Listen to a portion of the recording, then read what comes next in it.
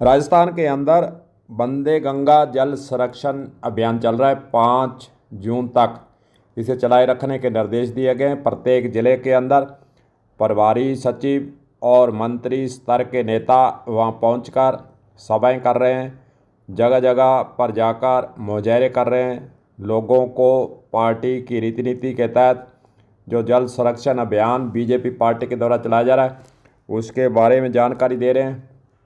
Party level पर देखा जाए तो बीजेपी पार्टी के द्वारा वंदे गंगा जल संरक्षण अभियान के माध्यम से जल संचय करने और बावड़ियों, तालाबों, कुओं की देखरेख करने के लिए यह अभियान चलाया गया।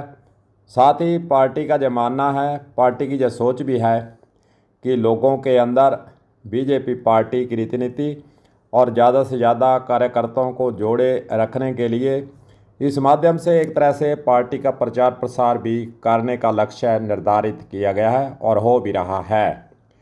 जहाँ कहीं भी पार्टी के सदस्य जाते हैं वहाँ पर पार्टी की बात करेंगे, कार्यकर्ता जुटेंगे और फिर जल संचय अभियान के साथ साथ पार्टी के स्तर पर लोगों को जोड़ने का काम भी किया जा रहा है।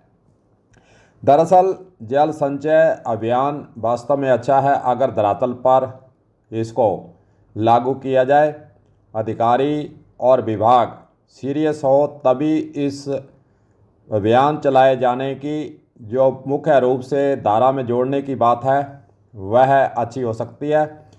लेकिन जल संचय अभियान चलाया तो जा रहा है, लेकिन इसके विभाग जो जुड़े हुए हैं उनके द्वारा कितनी इसके अंदर लगन, कितनी सोच और कितनी सीरियसनेस लेकर इस अभियान को आगे चलाएं, आगू लागू करें और धरातल पर काम करें। आपको एक छोटा सा उदाहरण जल संचय का देना चाहेंगे।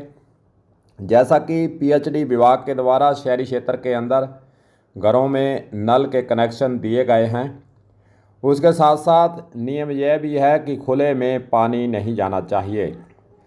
नई खुर्जा का इलाका है वार्ड नंबर 2, 3, 4, 5 और कुछ रेशिया का इलाका है, कुछ टाउन का इलाका है।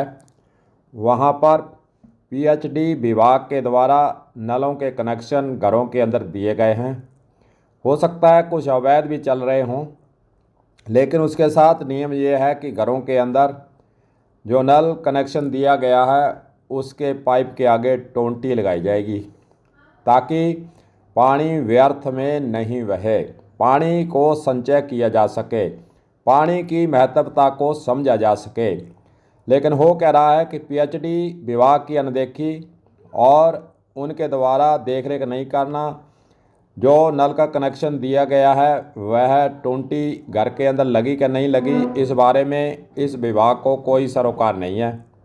ज़्यादातर घरों के अंदर 50% अगर हम माने तो नई खुर्जा के अंदर जो वार्ड आपको बताए 2, 3, 4, 5 इस क्षेत्र के अंदर पानी आपको नालियों के अंदर बहता दिखाई देगा। जब पानी आता है, पानी पीएचडी विभाग की डिग्गी से छोड़ा जाता है, तो वाटर वर्क से पानी छोड़ने के बाद पीएचडी विभाग इस बात को मान नहीं रहा, न इसकी देखरेख कर रहा है, न लोगों पर कोई कार्रवाई करने के लिए आगे आ रहा है।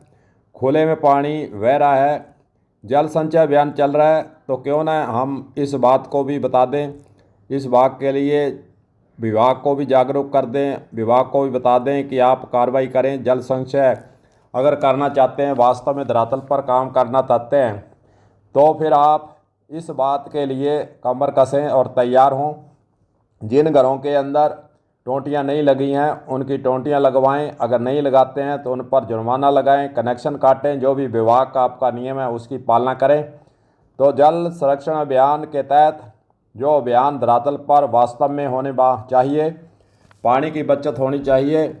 नालियों के अंदर सीधा पानी बह रहा है, पानी आता है, चलता रहता है, चलता रहता है, कोई किसी को चिंता नहीं।